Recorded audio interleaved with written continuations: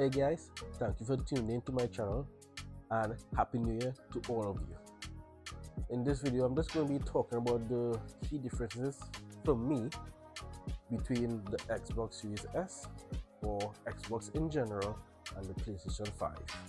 So I'm going to be talking about the controllers, hardware, and software. Now, first we're going to talk about the PS5 controller, and the things that I really like about this PS5 controller is, for one, the lights. The lights are really cool, and it's really nice that it changes based on whatever game you play, and also if there's a game with multiple characters, it has multiple colors, and that is pretty darn cool, honestly, to me. And the one thing that I like as well too is it has a rechargeable battery. I mean, that is pretty convenient.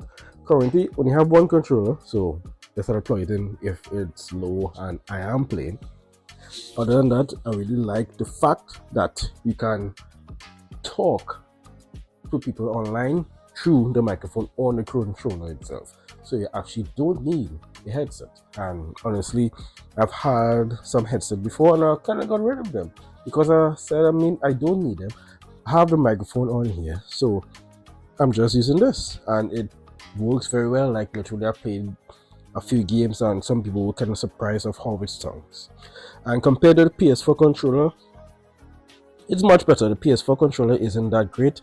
You also cannot speak to your opponents online with this controller, and the build is just a little smaller.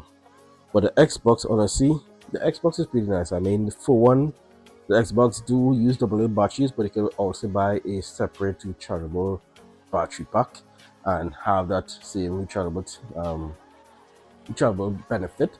And well, the one that I have two batteries, so I can have one charging while this is using, and if this dies, I just switch it out and instant play. And that's, I think, a little better than a PS5 because I don't have to like change it out. So that's one thing that's much better. And I also like the grip of the Xbox controller. It's a little better than a PS5. It's much more sturdy and it holds on better, honestly. And the next thing that I really love about the Xbox is, for one, Game Pass.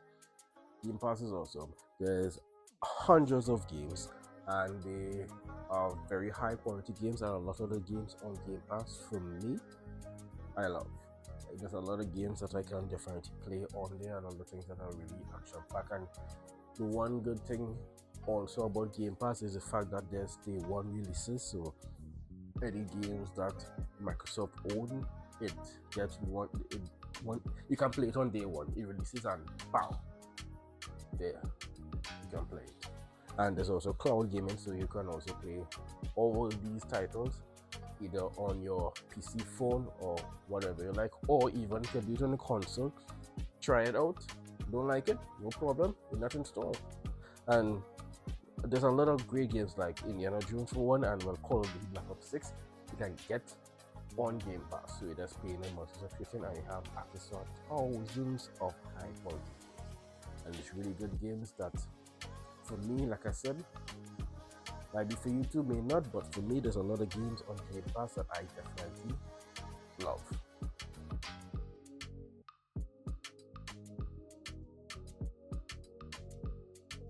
Now, PlayStation Plus, for me, there's a lot of good games on there as well, but honestly, for me, I just don't think the kind of games that they have are not much that I want to play.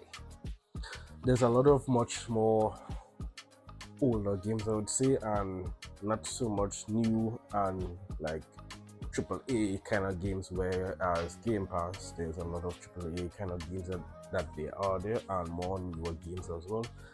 And PlayStation Plus, a lot of the new PlayStation exclusive games does not come to PlayStation Plus, so you also have to buy it separately. I mean, there are certain games that are exclusive on others and is available on there, but it's not much. I mean, there's Miles Morales, which is a pretty awesome game. I do love it, but there's not so much exclusive that are on PlayStation Plus, whereas Game Pass, a lot of the exclusive, you get it on day one and you can play as much as you like, either cloud or download it, and there's no limit. So for me, Game Pass is like pretty much better than PlayStation Plus. There's not much that they offer in terms of games, and there's a lot of different tiers with PlayStation Plus, whereas Xbox, I mean, you kind of could just pick one and you have like everything, and you're good to go. I mean, there's no holding back with it. But PlayStation control, the PS5 control is pretty advanced in terms of with the motion sensing and adaptive triggers and those kind of stuff. It is pretty much advanced from the Xbox One, the Xbox Series S and X controller, which haven't changed that much from the Xbox One. It just have a better grip, share button, and it does a little more stereo. But as you can see here, the PlayStation has a lot of motion sensing. Again, you can speak through the microphone, and also it has adaptive triggers. Not all games, but some games it gives you a lot of tension when you are pressing it, so it doesn't like just go straight down. Maybe you feel a little resistant, which is kind of cool. But again, it's not that much game supports it, so there's that. So there's not much. And there's the touchpad, which is pretty cool. It's a awesome little neat trick, but again, there's not much games that really use it. So a lot of the neat stuff, there's not really much game that really uses it. So that's why too it's not so much a big deal that the Xbox controller doesn't have it, because you're not going to use it as much at all on the PS5. Another thing that's really great with the Xbox over the PS5 is quick resume. Like, quick resume is really awesome. Like, it surprises me sometimes how much it saves the progress of the game even after like multiple days, and even if it's separate accounts. Like, I share an account and the other person was playing a certain game. They haven't played in a couple of days. They went back on and their stuff was just there on pause. Like, with multiple reboots, multiple shutdowns, the game was still here, and as you can see, it works pretty fast.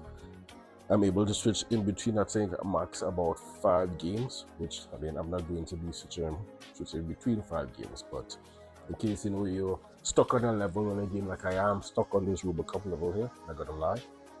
But if you're stuck on a level or the game, you're able to just jump into the next one, kind of get your mind reset, and then jump back into where you were, so you won't lose any progress. You just continue, and yeah, you're back inside. As you can see, it works flawlessly. It's pretty fast, and that's one major thing for me that the PlayStation doesn't have at all. So I mean, if they bring that option, I mean, it'll really bring them up a notch. But that's one thing that I really like. And that is it for my video, guys. I really hope that you give my video a thumbs up if you enjoyed it. Please share and comment which team are you on. Are you team PlayStation or are you team Xbox? And again, Happy New Year to all of you. And I really do hope this is a very prosperous year for each and every one of you. And I'll see you guys in the next video.